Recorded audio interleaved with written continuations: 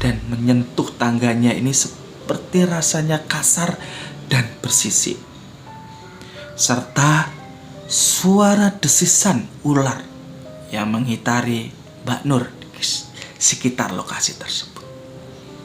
Makhluk tersebut berbentuk ular yang sangat besar mengitari tubuh Mbak Nur.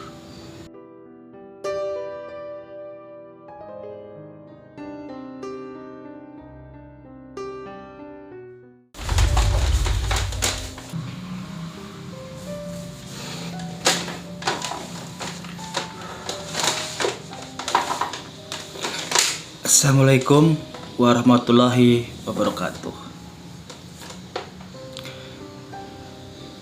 Apa kabar para sobat DKM dimanapun Anda berada yang selalu setia menonton channel Di Balik Kata Mereka. Kali ini saya akan membawakan cerita tentang kekayaan yang didapat melalui jalan pintas. Orang-orang biasa menyebutnya adalah pesugihan. Ritual pesugihan memang sangat menggiurkan karena dapat mendatangkan kekayaan dengan cara yang instan. Beragam mitos tentang ritual pesugihan banyak tersebar di seluruh penjuru Indonesia dengan praktik ritual yang bermacam-macam. Salah satu ritual yang ingin saya ceritakan kali ini adalah ritual pesugihan Nyi Blorong di pantai selatan Laut Jawa, tepatnya di daerah Cilacap.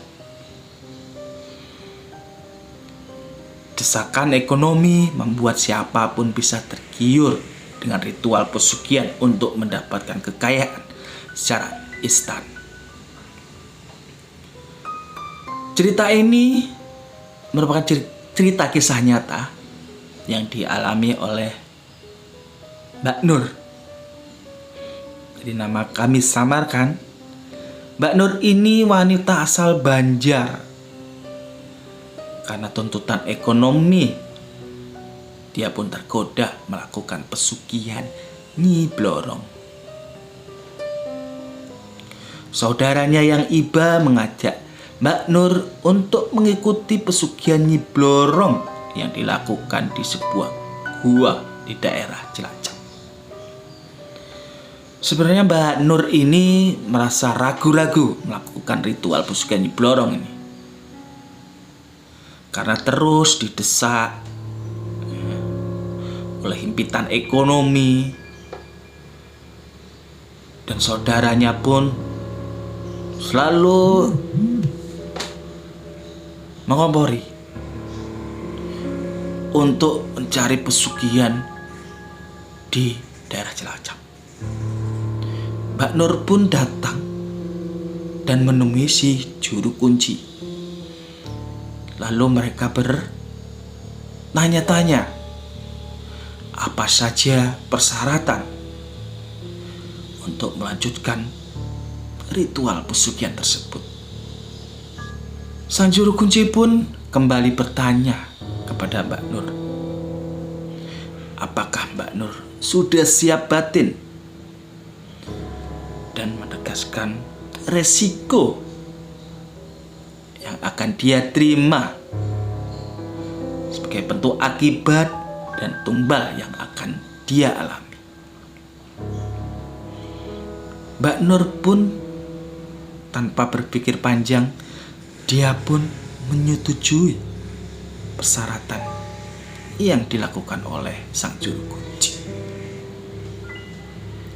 Tepatnya pukul jam 12 malam, juru kunci memasuki gua bersama dengan Mbak Nur dan menjelaskan tentang ritual pesugihan yang akan mereka mulai. Seketika itu juga hawa dingin terasa menyentuh kulit Mbak Nur, membuat merinding hingga merasakan kegelisahan yang teramat dalam. Juru kunci pun mengajaknya ke sebuah tempat yang lebih jauh ke dalam gua. Sang guru kunci memberikan informasi bahwa Mbak Nur harus fokus dan tidak memikirkan tujuan lain selain mendapatkan kekayaan. Ia pun sebenarnya diperingatkan oleh sang juru kunci, ya kan? Apapun sosok yang dia lihat nanti, tidak diperbolehkan untuk membaca doa atau mengingat Tuhan selama ritual. Memang ritual pesugihan Nyi Blorong ini berhubungan erat dengan makhluk gaib, bukan dengan Tuhan. Tak henti-hentinya bulu kuduk Mbak Nur ini berdiri. Ia hanya pasrah setengah ketakutan hingga mati. Karena memang di dalam gua tersebut dia ditinggal oleh sang juru kunci dalam keadaan gelap gurita dan juga hawa dingin yang menyelinap ke tubuh Mbak Nur. Setelah menunggu cukup lama, tiba-tiba Mbak Nur merasakan sesuatu yang datang mendekati arah mereka. Mencoba melihat kondisi di sekitarnya, namun tidak bisa terlihat karena kondisinya yang teramat gelap tanpa ada pencahaya pun sedikit. Lalu beberapa detik kemudian Mbak Nur ini merasakan sosok yang melewati dirinya dan menyentuh tangganya ini seperti rasanya kasar dan bersisik, serta suara desisan ular yang mengitari Mbak Nur di sekitar lokasi tersebut. Makin dekat yang Mbak Nur rasakan, makhluk tersebut berbentuk ular yang sangat besar mengitari tubuh Mbak Nur. Terasa sangat nyata karena ular tersebut seolah melilit tubuh Mbak Nur secara erat. Karena sangat ketakutan, ia pun lupa akan pantangan yang harus dipatuhi selama proses ritual pesugihan. Allahu Akbar. Kalimat itulah yang keluar dari mulut Mbak Nur sambil ketakutan. Apa yang terjadi? Sosok ular yang ada di depannya Mbak Nur sangat besar dan menyeramkan, secepat kilat langsung menghilang, meninggalkan gua. Tanpa banyak bicara, Mbak Nur pun menghampiri sang juru kunci yang berjaga di luar gua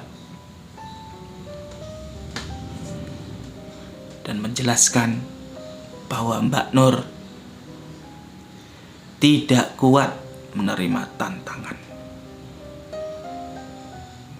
Lalu Mbak Nur pun pamit dan meninggalkan ritual tersebut. Beruntung ia tidak terlibat dalam perjanjian yang lebih jauh dengan siluman ular yang berada di dalam gua tersebut. Tapi apakah benar makhluk gaib tersebut adalah Nyi Blorong? Ataukah siluman ular yang lain yang berada di dalam gua?